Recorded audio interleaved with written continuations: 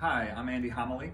Today we're going to talk about, in a series of videos, how we build foundations at Homily Construction. So the first video is going to be kind of an overview of what these mock-ups represent in our inspiration room here at the office. So the first mock-up over here is the basically a code foundation. This is how 99% of all builders build basements in Kansas City.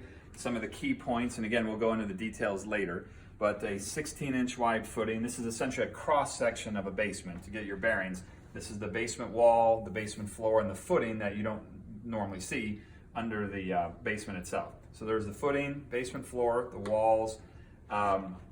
This represents the dirt outside of the foundation. When I first built these, I actually used the dirt from my garden, but we had creepy crawlies and it was kind of gross, so we changed it out for Spanish moss, but that represents the dirt on the outside of the basement.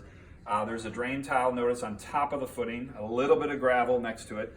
There's no gravel or drain tile under the basement slab here. And this is what's supposed to be an 8-inch wall, which is really 7.5 is how they actually make them.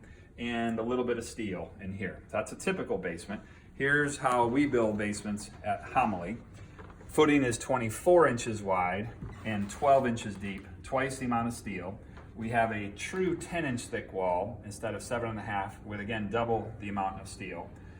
We have 10 times the amount of gravel on the outside of the foundation. A little bit of dirt on the top, but for the most part it's gravel. A waterproof membrane all the way around the perimeter here.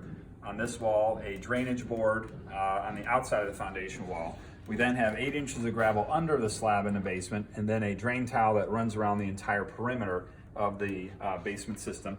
Oh, and the drain tile on the outside of the footing is next to the footing, not on top.